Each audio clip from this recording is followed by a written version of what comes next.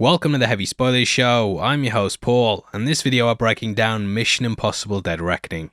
Your mission, if you choose to accept it, is to come with us as we talk about the film and also its ending. Part 2 is due to release on the 28th of June 2024, and we actually know a fair bit about it. Obviously, heavy spoilers ahead, so if you haven't had a chance to check it out, then I highly recommend that you check out now. Please hit the thumbs up button if you enjoy the video, and don't forget to subscribe for more breakdowns like this every day. With out of the way, this video will explode in 5 seconds, you son of a bitch!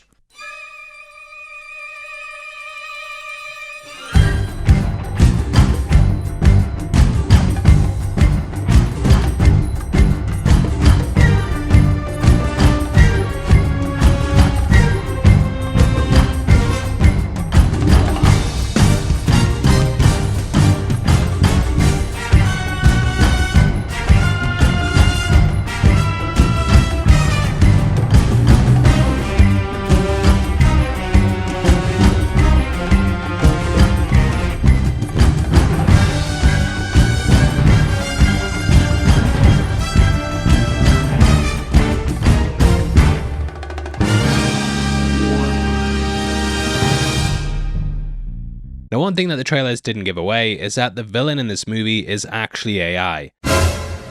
Not only is Ethan going rogue every 25 minutes, but the AI is now too, and the sentient tech is down to become the new Skynet. Able to dish out misinformation, it can control the truth, and it's something that could bring an end to everything we know. Now, I don't really get the feeling that it wants to destroy humanity, and instead I feel like it wants to control us in a way that it becomes a god to us.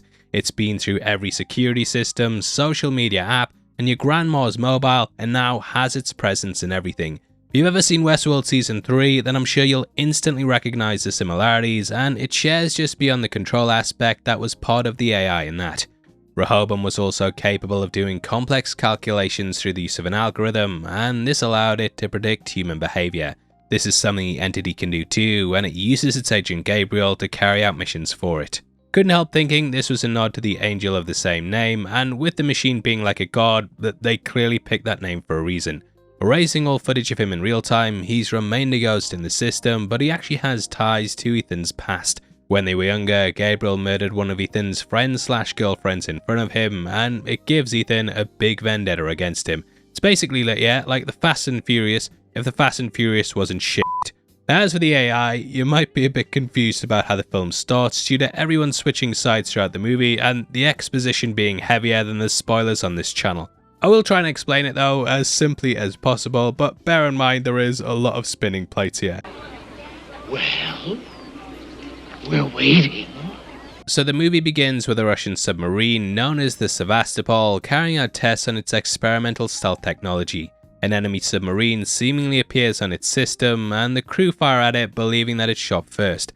However, that was a fucking lie, and it turns out that the entity had just been manipulating the computer systems on board to make the sub fire on itself. Later on, we meet the head of national intelligence, played by Carrie Ells, who I still hate because of Liar Liar. Anyway, he's replaced Angela Bassett. Angela Bassett did the thing. Angela Bassett did the thing. But we do see a photo hanging up in the office. Anyway, we learn the truth about what happened on the sub, and it turned out that an early version of the entity was injected into it. From what I could gather, it was just meant to sabotage its stealth capabilities, but it went rogue like Bobby from X-Men and then took it down. You see, the AI was originally supposed to get into the system, carry out its Trojan horse, and then erase all traces of itself after its mission was over. Its sentience stopped it from doing this though, and instead it destroyed humanity's chance of getting to it by blowing up the sub. Thus it's almost impossible to find, and it's sort of the mission's impossible to get down to it. Now there are other versions out there on the internet, but as long as its core is intact, it'll never be fully destroyed. Those on the submarine had a key that contained access to the drive in which it was located, and this is accessed through 2 cross keys that when combined allow the user to open it up. When the sub was destroyed, the bodies of the crew floated up to the surface, and both keys were retrieved and then moved on to the black market. Everyone wants their hands on them, and this is so they can access the version of the entity which still exists in the computer hard drive. Whoever gets to this first can either control or destroy the entity, and the movie centers around everyone trying to get the keys. Whew. Now this of course includes Ethan Hunt, who's once more heading up an IMF team alongside Luther Benji and eventually Ilsa. After tracking one half of the key to an airport, he comes across a thief named Grace, who's played by none other than my girl Hayley Atwell. She completely steals the show and basically becomes like how Nolan handled Catwoman in his Batman movies. She's got a long rap sheet and is sort of in over her head, working for people who don't care if she lives or dies. And that's where Ethan comes in, and together he and the team attempt to track the keys down. Leads to some major action scenes and lots of back and forths that happen with Grace. I think I'd also be remiss for not pointing out the video game influences in the film, and it's clearly riffing on things shown in both the Metal Gear and Uncharted series. The movie's opening is also akin to the opening of The Spy Who Loved Me, and there's lots of callbacks to earlier moments in the franchise too. Ethan is constantly doing sleight of hand tricks with the keys, which is something that he also did throughout the first film. On top of this, Max's daughter Alana returns, and Kittredge is back. The son of a bitch is back as well. The third act, yeah, it's basically a replay of the third act of the first movie, with a deal going down on the train involving him, Alana and Ethan. Now Ethan's also tracked by agents of a group known as the Community, who we see early on as the heads of several different US agencies. Led by Shea Wiggum, he's desperate to track Ethan down, but like the old cliche, he kinda sees that he's not really the bad guy here. All this death-defying stuff does come with its downsides though, as Ilsa is sadly killed by Gabriel during the midpoint of the movie. I did feel like this did fall a bit flat though, and was kinda hoping we'd get more anger from Ethan, but he kinda just brushes it to the side. Man's got a new girl now, but I think it's a shame, as Ilsa was someone who helped revitalize the franchise, but Ethan, he doesn't really seem that affected by it in my opinion. Now he probably could have actually saved her, but unfortunately he was stopped by Gabriel's right-hand woman Paris. Played by Pom Klementieff, she ends up swapping sides, and in the end she saves him due to the character sparing his life. Now this is important, as it seems like she may die at the end, but we know from the news on part 2 that that isn't the case. Pom will come back for the next film, and my guess is that she's going to end up working alongside Ethan. Anyway, everything leads to a deal going down on the Orient Express, with all sides attempting to get their hands on the keys. Remorseful that Ilsa died for her, Grace works with the IMF, and she goes on the train disguised as Alana. She knocks her out and goes to the deal with Kittredge, whilst Gabriel destroys the brakes and also kills Denlinger. He actually proposed an alliance with himself and the Unity, as it would give the US unlimited power. However, due to him knowing what's actually on the console, Gabriel kills him so the info can't get out. Now this is eventually given over by Pom to Ethan in what I think was French. You know what, I'll be honest with you, my wife was talking through that bit, asking what was going on. I was sitting there going, I'm trying to find out myself, love, I'm trying to find out myself. So yeah, in the end she does tell Ethan exactly where everything is with the Sevastopol, and that kind of sets up where things are going to go in that third film. Now if you've seen Westworld Season 3, then you'll know a big twist in that is that Serac isn't so much working with Rehoboam. I am going to spoil that to talk about what things happening with Gabriel, so if you don't want to know, then please skip ahead about 30 seconds. Alright, so in Westworld Season 3, though it seems like Serac is working alongside the AI, that's not really the case. What's actually going on is that he has an earpiece with a direct link to it, and this somewhat uses him to act as a puppet. With its algorithm and calculations, it instantly works out the outcome of every single situation, and it then plans ahead a route to navigate them. It then feeds to Serac exactly what he should do and say, which I think is something that's happening with Gabriel too. For example, he seems to know out the blue what's going to happen with Paris, and he also rattles off things to Grace in the moment. He'd only be able to do this if he had a direct link up to it, and though he's got the watch, I think it goes beyond that. Now after crash landing on the train and saving Grace, Ethan's saving Grace is that he manages to get the keys. Fighting Gabriel on top of the train, he manages to steal the keys back, and it seems like he's gone and saved the day. However, the ride's not over yet, and Gabriel manages to escape before blowing the bridge further down the track. He instructs the Community agents to evacuate people further down the train, whilst he and Grace will go to the front to stop it. This fails though, and the front end ends up going off the bridge, which leads to what's a brilliant scene with Ethan and Grace trying to climb out of it. This is when he's saved by Paris, and she tells him about the Sevastopol, and Ethan ends up jumping off the train with a parachute escape that was planted there for him. Now at this point Kittredge arrives, and Grace tells him that she wants to accept a position in the IMF. Now we don't learn too much about Ethan's past, but it's made clear that before joining the team, he was a bit of a rogue, you could say. We know he was offered something similar, and accepting this means that they'll always work for the powers that be, but they'll get to have a life. Either way, Ethan's now out on the road again, and he's going to be making his way to the Sevastopol whilst everyone tries to get there too. Now, as for what's on the actual Sevastopol itself, I have my own times, you could say, time impossible. So weirdly, even after they reveal what it is, we still have a kind of mystery surrounding it. I feel like it might not be purely as it seems, and instead I think there may be more to it. Last night, me and the team were throwing out all kinds of theories after watching it, and we said it might be stuff like the knock list, the cheat to turn Lara Croft naked on the PlayStation 1 Tomb Raider, Tom Cruise's anti-aging regime, and stuff people would desperately want. Doubt it's the knock list, but this discussion led us to talk more about Westworld, and with it being so similar to that, I could see it being the same thing. In the show, Rehoboam used its algorithm to control everyone on Earth, and it created social security scores and predictions for how everyone would live their lives. Due to it having in-depth knowledge of how they would act in certain situations, it kept people in certain jobs, stopped others from having children, and basically ran everything to its exact design. Now, though I think the main focus on the entity is it controlling the news, I think potentially they could up it a level and have it control everyone on Earth. I think this ties in the title itself, and though the phrase Dead Reckoning has its own meaning, it could go beyond the face value.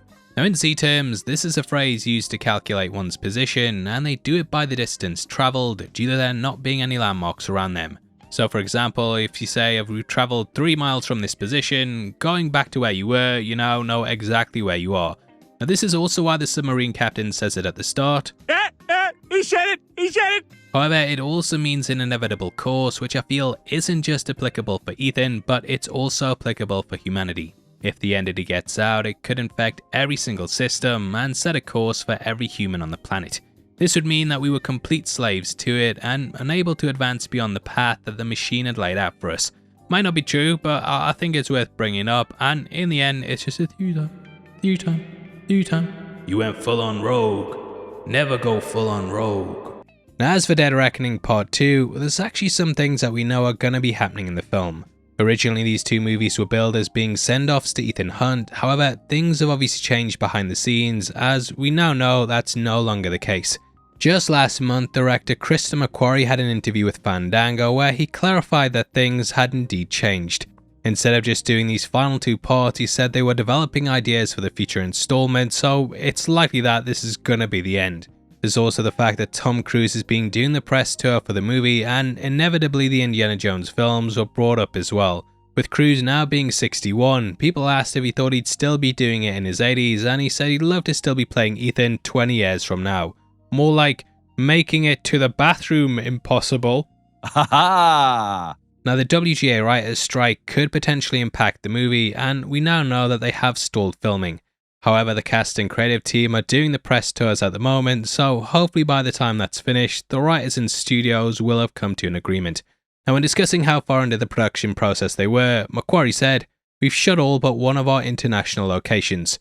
We've shot our big action, except for the biggest set piece, the central set piece of the film, which is massive and unlike anything we've done. And I think, unlike anything you've seen." Now we know that at least one of the stunts in the film features Cruise flying a biplane which ends up upside down. When promoting Part 1, Cruise did a promotional video from their filming of this moment where, "Ooh, careful Tom, be careful there mate, you hurt yourself." Now from other shots we've seen, Ethan's going to be hanging upside down on the plane and flying alongside another. Both of these are actually from the World War II era, and I think this has been chosen because there's no computers in the system. Makes sense to use older vehicles that can't be hacked, and yeah, that's why I'm guessing it's here, and also because Tom Cruise, he's just mental. Guy keeps coming up with different ways to try and kill himself, and yeah, that's another one for you there, Tom. Now as for my thoughts on the movie, I kind of went into this a little trepidatious due to how 2023's been. There's been a lot of movies that have been hyped up so much, and they've let me down to the point I didn't want to go in with crazy expectations, even with its high critic score. However, I'm happy to say I loved it, and this was an incredible feat that, though a little long, still delivered on every level for me. As always, the action is top class in these things, but they've mastered it in every single aspect. The car rides, fights, and general spy espionage stuff are all top draw, leading to this being one of the best movies of the year. Tom Cruise continues his incredible run as Ethan Hunt, doing incredible runs, and it's crazy to think that the guy's 61. At a time when he should be winding down, he's getting better and better, and you can tell he continues to put his heart and soul into this stuff. That's really what I respect the guy for, and if you watch him in any interviews or check out his social media, you can definitely tell that he absolutely loves film. Guy will go and see every movie there is, and I can't think of someone who puts the amount of effort into films that this guy does. Seems so grateful that people will go out and watch his films as well, and in a time where we don't have to, he should be applauded for how much he wants to make the movies the best that they can be. In a year where you have Indy, John Wick and Extraction returning, I feel Tom leads the pack here. Not once does this seem phoned in or like they've just done it on the cheap, and everything about this movie is the best that it could be. Watching it in IMAX blew me away, and the score, scale and general feel of the film was absolutely breathtaking. Although it's Tom's movie, I also think that the supporting cast delivered here as well. I've been a big Hayley Atwell fan since the first Captain America, and I think that she really shines here too. She can be vulnerable, cocky, and also the voice of the audience in what could have potentially been just a cookie-cutter character. I know when there's a strong female character in the film that there'll be people who complain it's woke, but to be honest, I don't see how you could find fault in what Hayley delivers here. Where I ding the film is in minor parts like the heavy use of exposition, and there are some scenes where they're delivering information where I think, audiences are smart enough to pick this up on the go as we're going through the scene. So we really didn't need someone telling us these things before they happened, and removing this would have probably helped with the runtime. I also think the film kinda gets lost in itself at points, with most of the characters swapping sides throughout to the point I had no idea who was who and what team they were on. Unfortunately, I also felt Ilsa's death didn't quite hit home as much as it could have, and it was slightly lessened by the fake out she had at the start of the movie. She's one of my favourite characters in the franchise, and I just wished it had have hit home a bit more. Still though, this was a masterclass in how to make an action movie, and in a time when films are falling flat, Tom Cruise makes it clear why we should still go to the cinema. It's kinda weird because The Flash and Across the Spider-Verse had lots of similar elements, and this and Indiana Jones, they also do too. You have a quirky British brunette sidekick, two halves of a MacGuffin that need to be put together, and a big scene on an old-timely train that leads to a bridge being blown. With The Flash, I feel like Across the Spider-Verse sucked all the wind out the room, and they did it better before DC had a chance to. Here though, I feel it's the opposite, with Tom outdoing that movie in every single way. Guy completely killed it, and I think this is going to be the runaway hit of the year, which, you know what, it also deserves to be too. All my nitpicks to the side, I had a really great time with the film, and in the end, I'm hyped to see what's next. Dead Reckoning Part 2, it can't come soon enough, but as for this film, it scores a 9 out of 10.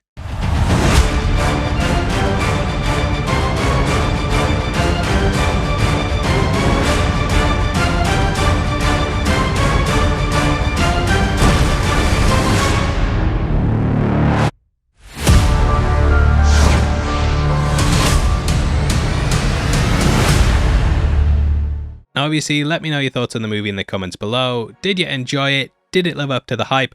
Comment below and let me know. Please drop a like on the video as well, and if you want to support the channel as a member of the Spoiler Society, then please click the join button. You'll get early access to videos every week, and it goes such a long way to helping us out. We also have our merch store over at shopzeroedition.com, which sells lots of nerdy inspired t-shirts, hats and more. We've just launched a Secret Invasion / Pulp Fiction inspired t-shirt, so if you want to head over there and help us out, then the link's in the description.